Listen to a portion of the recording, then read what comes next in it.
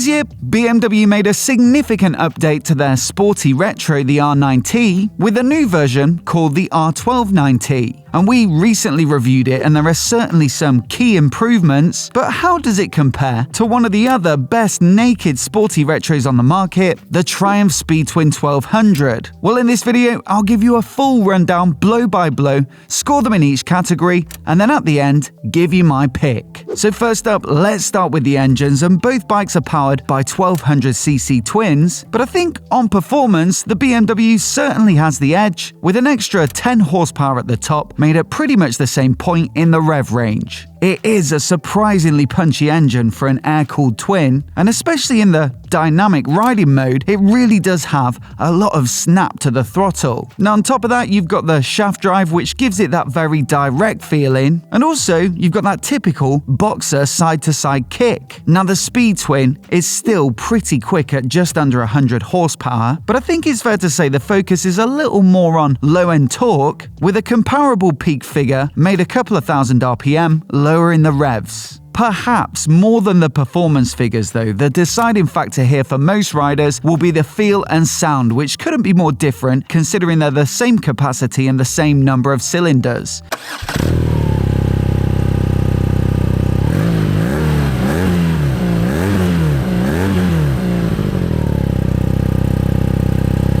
The R12 nineT has that flat, droning boxer sound and a super smooth feel to it, which will either float your boat or not, whereas the Triumph's 270-degree crank gives it that V-twin sort of growl, which, in my opinion, is a lot nicer on the ears, although it has become such a common engine configuration over the past few years that it has perhaps started to feel a bit less special.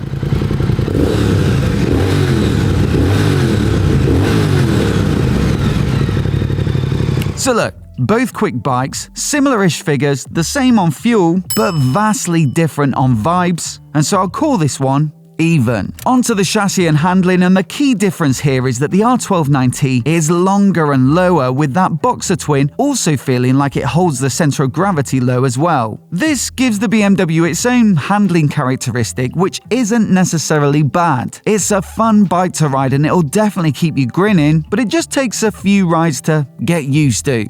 The Speed Twin, on the other hand, feels a little more nimble to me, with a few less kilograms weight and a shorter wheelbase, and I'd also say it's the bike of the two that feels the more intuitive. As for the componentry, well, both are on Marzocchi forks, but the R12 nineT has a better ride quality in my opinion, with a chunkier upside-down fork at the front and a monoshock at the rear to the relatively budget twin shocks of the Speed Twin. On top of that, you've got preload, compression and rebound adjustability on the fork and preload and rebound on the shock. But with the Triumph's fork, it's non-adjustable, and you've also just got preload on the shocks. So while you can get it set up for carrying a passenger, the BM is the one to go for if you're keen to get the ride absolutely dialed in to your tastes and dimensions. From a braking perspective, I'd possibly expect the Speed Twin to have the better stopping performance with the slightly higher spec Brembo M50 calipers and also larger 320mm discs. But out on the road, the feel at the lever and the sense of power, in my experience,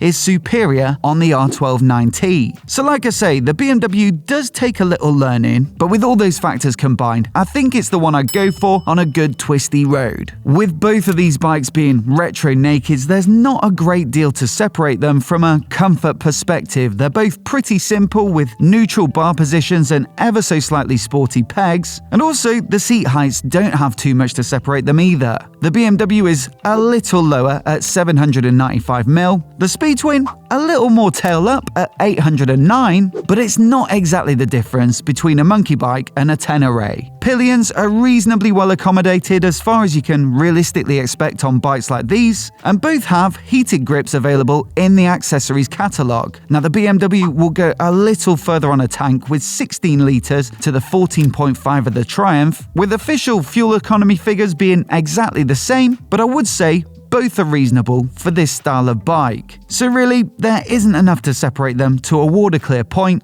and so again, This one is evens. Where these two bikes really do diverge though is on the technology front. Which is better, I think will depend on exactly what you want from a retro bike. Is it purely for the looks and you want something actually pretty modern underneath? Or do you want something with more of an authentic old school riding experience? I'd say the Speed Twin delivers more so on the latter. There are 3 riding modes, traction control and ABS, but everything is administered through a small LCD display set into the twin analog clocks, and you've got a pretty simple switchgear layout too. So if you wanted to add any modern capabilities to a bike like this, you'd realistically have to go with a foam mount on the bars, and so this is a great chance to give a huge shout out to today's video sponsor, and that's Quadlock. In my opinion, they make the best foam mounts in the business, with a whole different range of fittings to suit pretty much any bike. So check out the link in the description if you want to see our full guide to their product lineup, and also down there you'll find a 10% discount code specifically for our viewers. Now the BMW, well, the standard kit is a step up, with not only the same 3 riding modes, but also their dynamic traction control and ABS Pro, both of which are lean sensitive. Then you've got many more options in the accessories catalogue, with cruise control and a quick shifter both available as part of their £980 comfort pack. Then you can swap out the twin clocks for a mini TFT display for £120, and also spec their £280 connected ride control feature, which allows you to use your smartphone as an extra display and control it with the jog wheel on the left-hand switchgear. Now clearly, if you start adding all this stuff, it's going to push the price up significantly.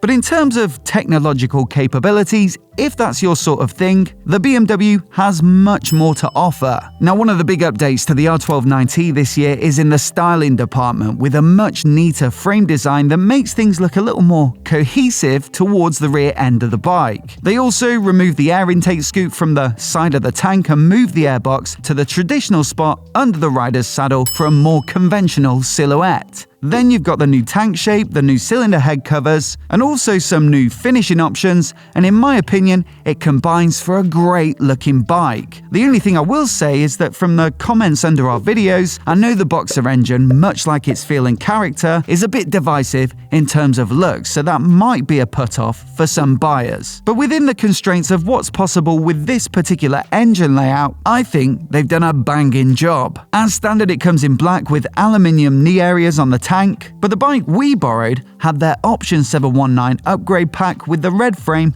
brushed aluminium tank, seat cover, fly screen, and the extra bits of billet hardware. Now sadly, it is another £2,100 along with the £550 for the spoke wheels, but it definitely had a special feel to it. Now the Speed Twin, like the R12 nineT, comes in black for the base price, although I really do like the ironstone and grey finish for another £350. £800 on the other hand will get you the Stealth Edition tank, which is only available for this year, and I actually tried my hand at painting one at the Triumph factory with moderate success. Elsewhere, I'd say this bike is a little bit neater looking still. Triumph really do have the whole modern classic thing nailed, with not a single part looking out of place. Everything just looks well finished and considered in its design, right down to the smallest parts that other manufacturers might overlook. But ultimately, both of them are beautiful bikes, and so again, this one's evens. From a price perspective though, there can only be one winner, and that has to be the Triumph. £11,995 puts it much more in line with other sporty retros like the Kawasaki Z900 RS and the Yamaha XSR 900, whereas the BMW really is a significant step up above. Then you've got the extras. It feels like there's a lot less flexibility with the BMW catalogue because some of the parts are bundled into those packs, whereas with the Triumph you can pretty much pick and choose the individual upgrades. And then also, you know we've talked about how well finished and good looking the BMW can be and how many techie options you've got, but of course you're going to have to pay for a lot of those things. The specific press bike I was riding was spec'd up with the absolute works, and so from my estimations on the configurator, you'd be looking at over £18,000 for all of that, which just puts it in a totally different price point. That makes it, with my rudimentary scoring system, 2-1 to the BMW overall, with a lot of the categories being drawn because they're so comparable. And I think that scoring is pretty fair. It is a little more snappy, it has more quality to the ride, the brakes felt better to me, there's more technology on offer, and the finish can look really special. But there is a huge caveat, and that's the price. Realistically, if it were my own cash, I'd probably be going for the Triumph because it's so much better in terms of value for money. But the flip side of the argument is that if you've got the funds and you love a boxer, then I'm sure the R12 will live up to expectations. Which one would you choose though? Do let me know down in the comments below. And also, if you want to see some of my other picks for the best retros this year, then I'll put our full list on the screen now so you can give it a click and give it a watch in case you haven't already. Also, hit subscribe if you've not already to see more of the latest motorcycle head-to-heads like this right here on YouTube. Many thanks for watching today, and we'll catch you in the next video.